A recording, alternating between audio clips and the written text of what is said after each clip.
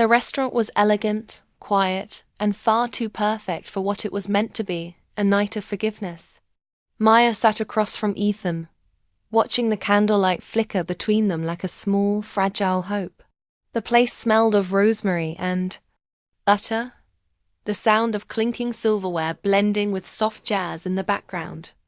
To anyone watching, they looked like a couple rediscovering love. But inside, Maya felt the opposite, something cold, heavy, and uneasy. Ethan smiled, the kind of smile that used to make her melt. Now it only made her question.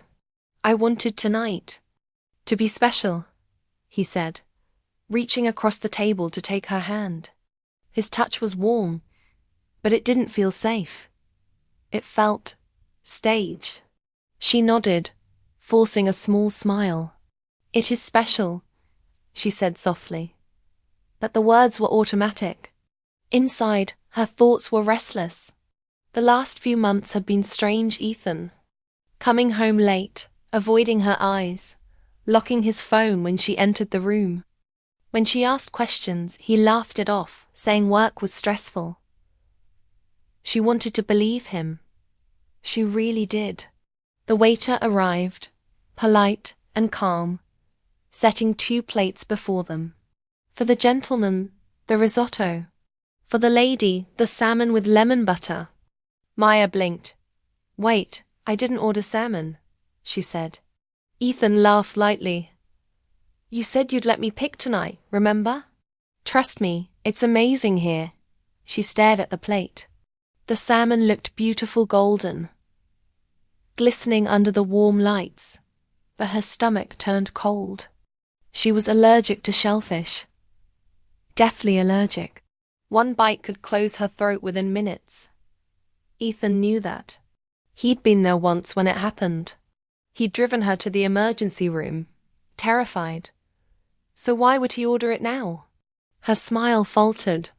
You know I can't eat this, she said carefully, trying to keep her tone calm. Ethan leaned back, still smiling. Relax, Maya. It's not shellfish, it's fish. Totally safe. You've been avoiding new things lately. I just want us to enjoy tonight. His voice was light, but there was something behind it, a quiet pressure, as if daring her to argue. Her heart beat faster. Something wasn't right. The waiter hovered for a second longer than normal. His eyes met hers, quick and uncertain. He looked like he wanted to say something but couldn't. Then, as he turned to walk away, he slipped a folded napkin toward her side of the table. Maya frowned. She waited until Ethan lifted his glass to take a sip before she casually opened it under the table. 4 shaky words were written in messy handwriting. Don't eat that. The letters blurred for a moment as her pulse jumped in her throat. She glanced up, and the waiter was standing across the room, pretending to check on another table, but his eyes flicked toward her again. Serious. Warning. Her fingers tightened around the napkin. She looked back at Ethan. He was smiling, relaxed, lifting his wine glass like nothing was wrong. To new beginnings, he said. She forced her hand to move, clinking her glass against his. To new beginnings, she echoed, her voice barely steady. He drank, watching her, waiting. Maya lowered her glass slowly, her heart thudding so loud she could barely hear the soft music anymore. Her mind raced. The napkin, the warning, the salmon. It couldn't be real. Maybe the waiter was mistaken. Maybe he wrote it for someone else. Maybe. But Ethan knew. He had to know. Go ahead, he said lightly. Try it, you'll love it. The words sent a chill down her spine. There was something about the way he said it. Too casual, too calm. Like he'd practiced it. Her hand hovered over the fork. Her lips parted slightly, but she caught herself. If the waiter was right, 1 bite could end everything. She pushed the plate slightly away. I think I'll wait. My stomach's been off today. Ethan's smile faltered for half a second. Just half a second, but she saw it. A flicker of annoyance, then quickly replaced by another grin. "Suit yourself," he said. "More for me, I guess." He switched plates without asking, sliding the salmon toward himself. Maya felt every nerve in her body tighten. He wasn't supposed to do that. He wasn't supposed to eat it. If the waiter had warned her not to eat it, then what would happen if he did? Was he testing her? Was it some twisted game? But Ethan didn't eat right away. He looked at her as he lifted his fork. "You sure you don't want to try?" he asked one more time. She forced a smile and shook her head. "No, really. Go ahead."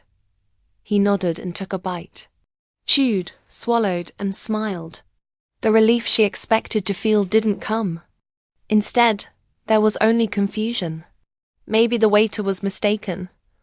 Maybe she'd overreacted. Maybe. Then she noticed it. Ethan wasn't eating any more after that first bite. He just poked at the food. His eyes darted toward her every few seconds, as if waiting for her to change her mind. Her hand brushed the napkin again. The ink was smudged now from the sweat on her palm. "Don't eat that." The waiter passed by again. "Is everything all right?" he asked, his tone casual but his eyes sharp. Ethan smiled. "Perfect, thanks." The waiter nodded, but his gaze stayed on Maya for a beat longer before moving on. Maya couldn't sit still. Every sound in the restaurant, the laughter, the dishes, the background music felt distant. Her pulse was a drum in her ears. She couldn't confront Ethan there, not in public. If she was wrong, she'd sound paranoid. But if she was right, she needed to leave. She faked a small cough. "I'm not feeling great," she said softly. "Can we go?" Ethan's smile faded. "Now? But we haven't even— I just need some air," she said quickly, already reaching for her purse. He hesitated, then nodded. "Sure, I'll pay the bill." She stood, clutching her bag like a lifeline. As she turned to leave, the waiter stepped into her path. He spoke quietly, without looking at her. "You did the right thing," he murmured. She froze. "What do you mean?" she whispered. "Just be careful," he said. Then he walked away before she could ask anything else. Outside, the night air hit her like a wave. Cold, sharp, real. She stood under the yellow glow of the streetlight, trying to steady her breathing. Her mind replayed everything. Ethan's calm smile, the warning napkin, the waiter's words. Moments later, Ethan joined her, keys in hand. "You okay?" he asked, his voice full of concern. Too full. She nodded automatically. "Yeah, just tired." He slipped his arm around her shoulder. "Let's go home." The drive was quiet. He hummed softly to the radio, completely at ease, while Maya sat rigid in the passenger seat. The city lights passed in blurs. Her reflection in the window looked like someone else, pale, distant, uncertain. When they got home, she excused herself to the bathroom, locked the door, and pulled out her phone.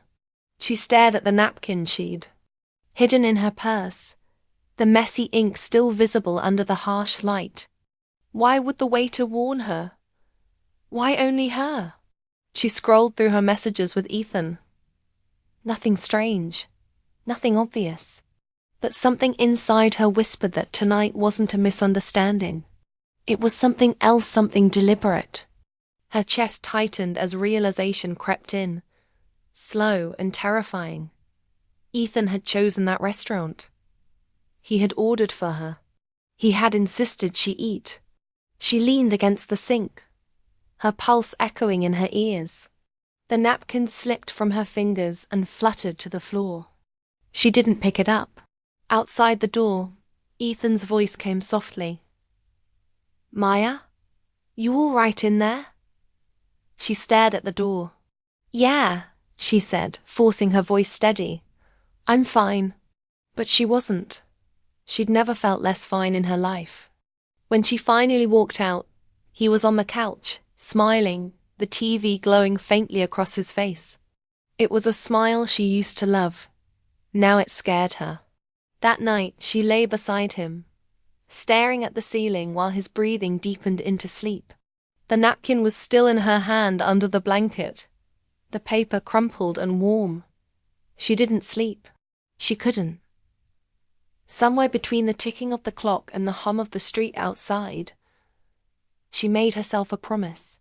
Tomorrow she would find that waiter. She needed to know what he saw, what he knew. And if it was true, if Ethan had really tried to hurt her, then she would make sure he'd never get another chance. The fear that had once kept her silent began to harden into something else. Something sharper.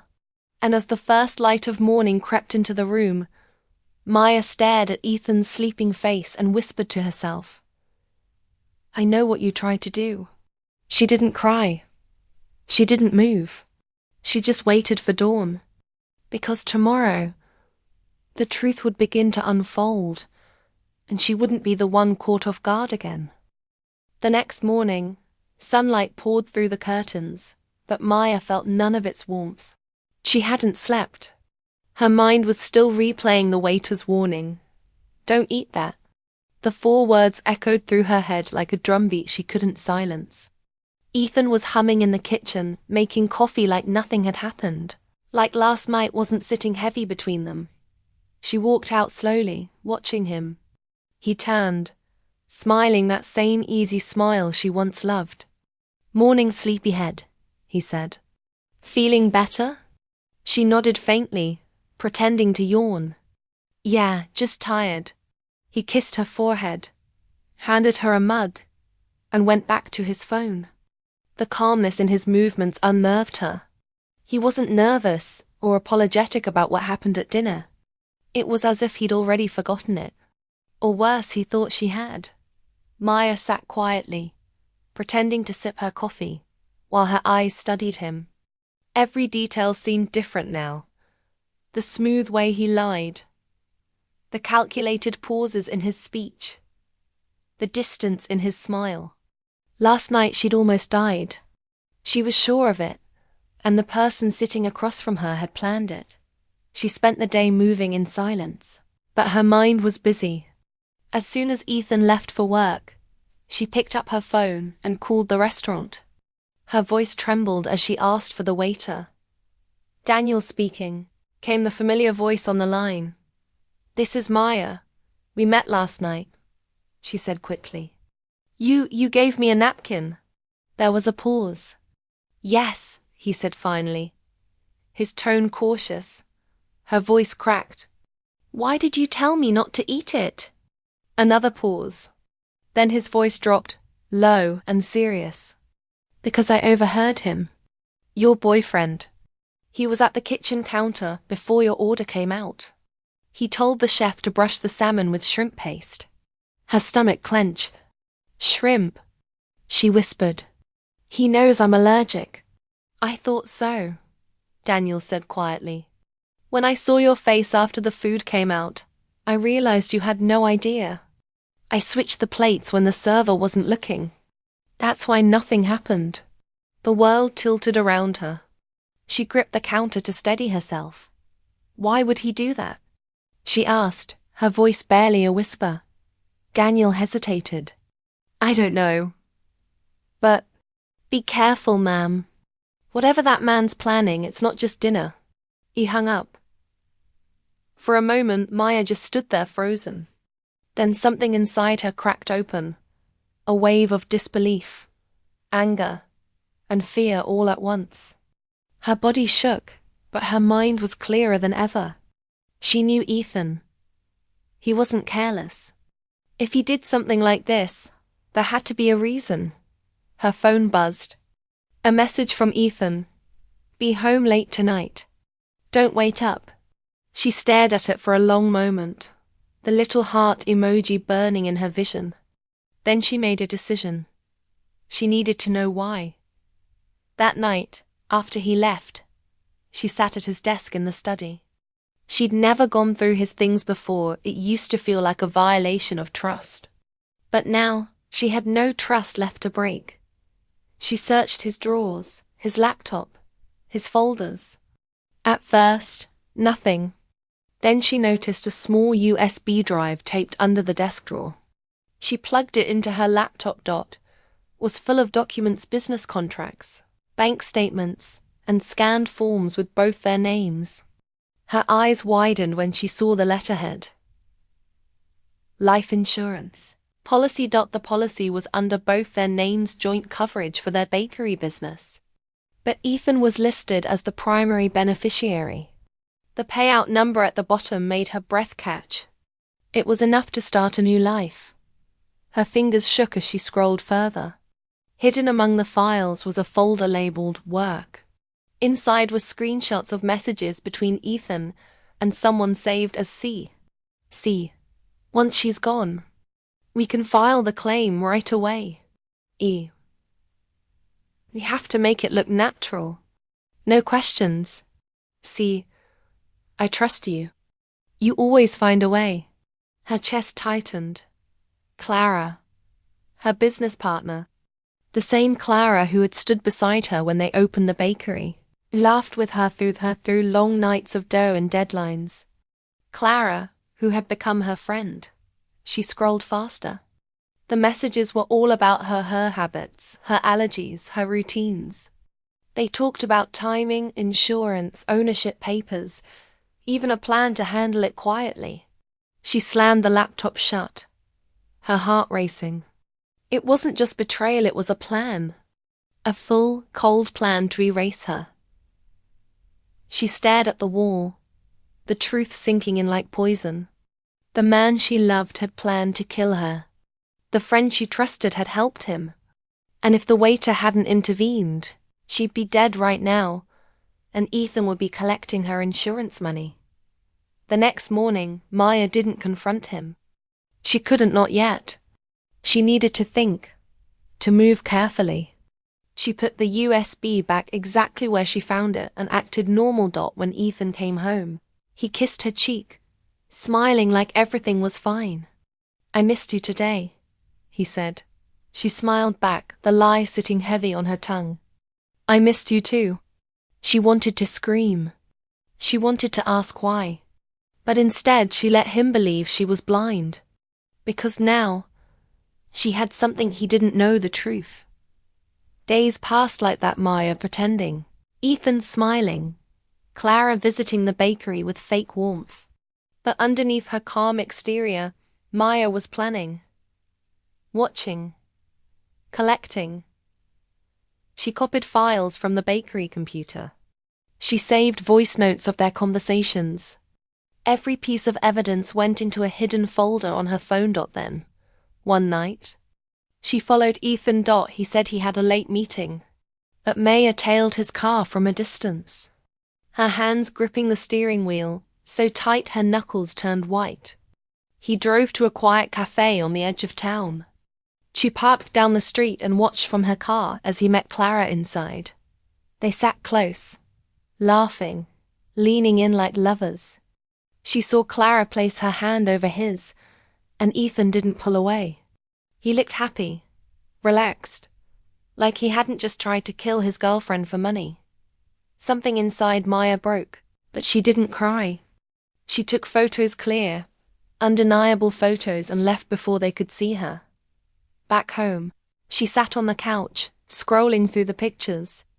Every smile they shared felt like a knife twisting deeper. She wanted revenge. She wanted them to feel what she'd felt, the fear, the betrayal, the helplessness. But she didn't want blood. She wanted justice. The next morning she called a lawyer, a quiet man named Mr. Harley who handled business disputes. She told him everything, from the insurance policy to the restaurant. She showed him the photos, the USB, the messages. He listened without interrupting, his expression growing darker by the minute. When she finished, he leaned forward. You have enough here for fraud, conspiracy, and attempted harm. We'll go to the authorities, but you need to stay calm and careful. Don't let them know, you know. She nodded. Her hands were cold but steady. Over the next week, things moved fast. The lawyer worked with the police quietly. They gathered statements, traced the insurance documents, and found proof that Ethan and Clara had already tried to move bakery funds into a new company under their names. It was all unraveling, but Ethan didn't know that. He still came home every night, smiling, kissing her cheek, asking if she wanted to go out for dinner again. Every moment around him was like sitting next to a snake she couldn't see, but could hear moving in the dark. She played her part well. She laughed at his jokes, cooked his favorite meals, pretended to be the same Maya he thought he could fool. But under that calm surface, she was waiting for one thing, the right moment for it all to come crashing down. That moment came sooner than expected. One evening, Ethan walked in holding 2 glasses of wine. "To us," he said, handing one to her. She smiled faintly, accepting it. "What's the occasion?" He shrugged. "You've been so good to me lately. I thought you deserved a little celebration." Her eyes flicked to the wine, then to his face. There it was again, the same calm confidence he'd worn at the restaurant. She smiled slowly and set the glass down. "You drink first," she said. He blinked, surprised. "Why?" she shrugged. "Because you poured it." For a long second, he didn't move. Then he laughed, forced and uneasy. "You don't trust me?" Her voice was steady. "Should I?" Something shifted in his expression, just a flicker. But she caught it. Fear. He didn't drink. And in that silence, she knew she was right about everything. That night, while he slept, the police knocked at their door. Ethan woke up confused, then terrified as they read him his rights. Clara was arrested the same night at her apartment. Maya stood in the doorway, arms crossed, watching as they led him away. His eyes met hers one last time, full of disbelief. "You set me up," he whispered. "No," she said quietly. "You did that yourself." When the door closed, the silence that followed felt heavy, almost too big for the room. She sat down, shaking slightly, but there was no relief, only exhaustion. She thought catching them would make her feel powerful, free. But all she felt was empty. The man she'd loved had turned into a stranger. Her best friend had betrayed her for money. Everything she'd built, the bakery, the trust, the love, had been poisoned. As she sat there watching the night sky through the window, she realized something important. Revenge hadn't saved her. Truth had. And sometimes, knowing the truth is the only way to start living again. The morning after Ethan's arrest, the house was too quiet. The kind of silence that hums in your ears and presses on your chest. Maya sat at the edge of the bed, staring at the faint imprint on his pillow. His side of the bed was cold now, like it had been waiting for this moment. The police had come and gone, the papers were signed, and Ethan was sitting in a cell somewhere, probably still trying to figure out how everything fell apart so fast. Maya hadn't slept. She thought she'd feel victorious, but she didn't. The night was long and heavy. Every hour that passed, the same thought replayed in her mind. Why did he do it? What turned love into greed? The bakery was quiet too. The closed for maintenance sign still hung on the door. Customers passed by, peering through the glass, wondering when it would open again. Inside, the place smelled faintly of sugar and cinnamon warm scents that once made her happy. Now, they just reminded her of everything she'd lost. She sat behind the counter, staring at the framed photo of her and Clara from their first day. Both of them laughing, covered in flour, holding a cake that had collapsed in the middle. It used to make her smile. Now it felt like a picture of strangers. Her phone buzzed. Unknown number. She hesitated, then answered. "Is this Mayor Brooks?" "Yes," she said cautiously. "This is Detective Keller." I wanted to update you on the case. Her heart jumped. Go ahead. He spoke plainly, professional and calm. Ethan and Clara are both in custody. We've confirmed their financial link to the bakery's missing funds and the insurance policy. They'll face fraud and attempted harm charges. Your evidence was crucial. She let out a slow breath. So, it's really over. For now, he said. They'll face trial soon. We'll keep you informed. She thanked him and hung up, staring at the phone in her hand. For the first time in weeks, the danger was gone. But so was everything else: her love, her business partner, the trust she'd built. She wasn't sure who she was anymore without them.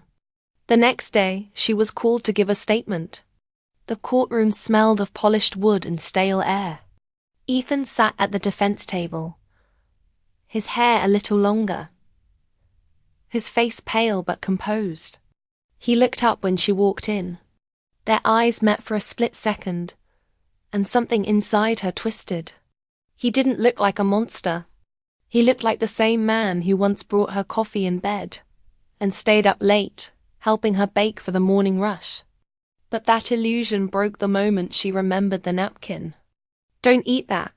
He'd smiled while trying to kill her. When it was her turn to speak, she kept her voice steady.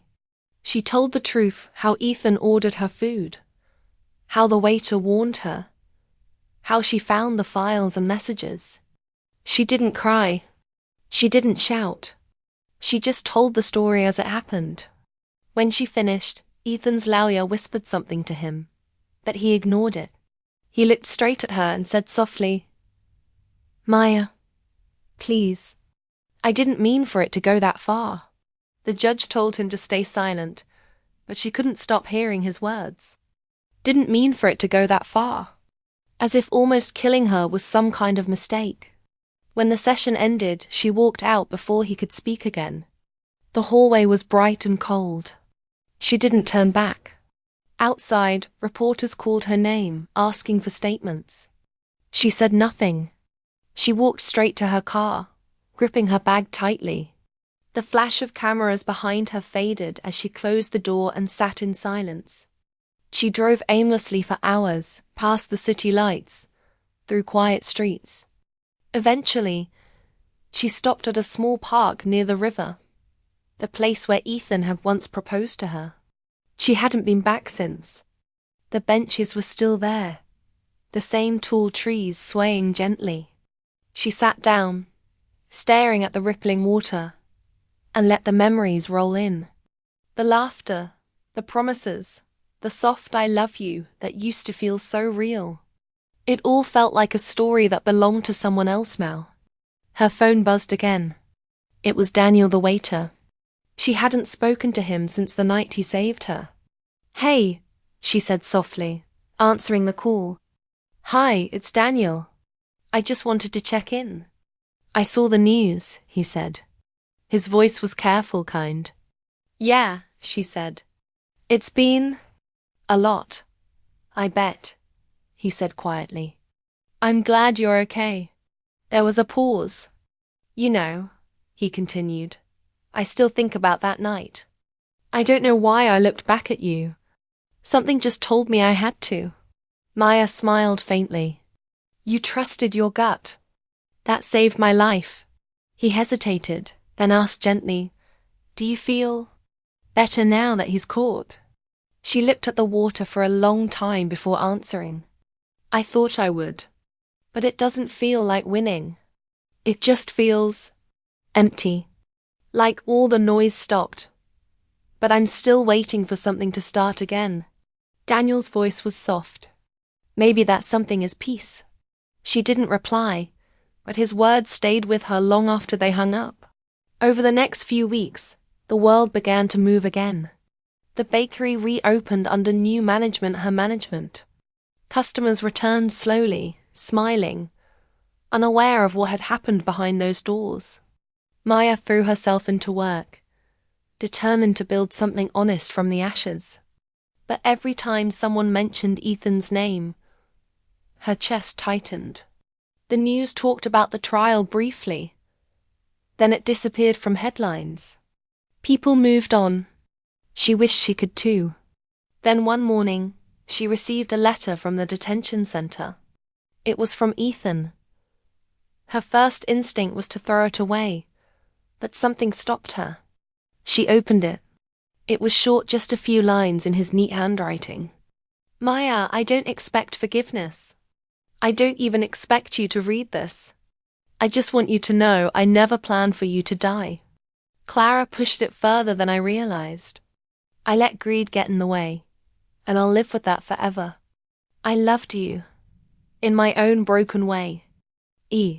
She read it twice, then folded it and set it aside. She didn't believe him, not fully, but a small part of her, the part that still remembered the good years, wanted to believe there had been a moment of regret. That night, she burned the letter in the sink. The paper curled and turned to ash. She watched it until the last ember disappeared, then turned off the light. Days turned into weeks. Life started to feel almost normal again. She laughed more, slept better, began to see friends she'd ignored for months. Slowly the ache dulled. One afternoon, as she was closing the bakery, Daniel stopped by. He looked different, relaxed, smiling. I wanted to see how you were doing, he said.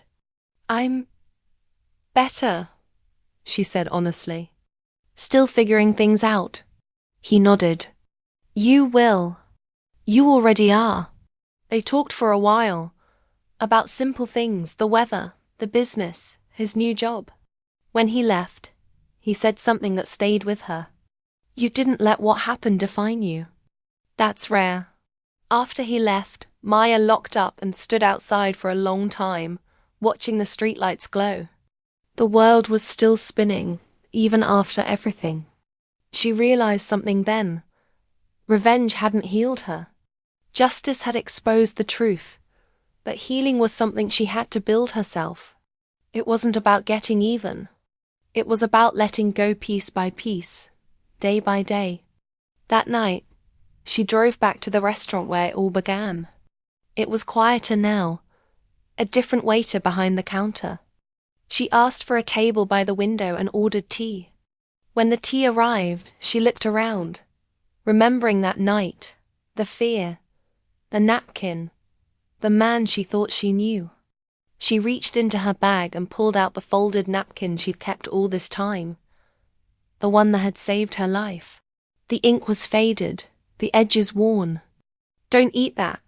She smiled faintly. It wasn't fear she felt anymore, it was gratitude. She set the napkin down, took a deep breath and let it go. Literally. The air from the open window caught it, lifting it out into the night, carrying it away like the end of a long chapter. When she finished her tea, she walked outside, feeling lighter. The city lights reflected off the wet pavement, and the cool wind brushed against her face. Maya didn't look back. She didn't need to. Ethan and Clara would face their judgment. The law would handle what she no longer wanted to. Her part was done. As she walked toward her car, she realized something she hadn't before. Revenge had never been her goal. Survival was, and she had survived. Stronger, wiser, and free. She looked up at the night sky, whispered a quiet thank you to Daniel, to herself, to whatever force had given her that second chance, and then smiled.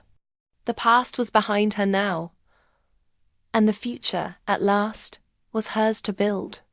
Moral: revenge burns fast, but truth endures. In the end, peace doesn't come from payback. It comes from walking away stronger than the pain that tried to destroy you.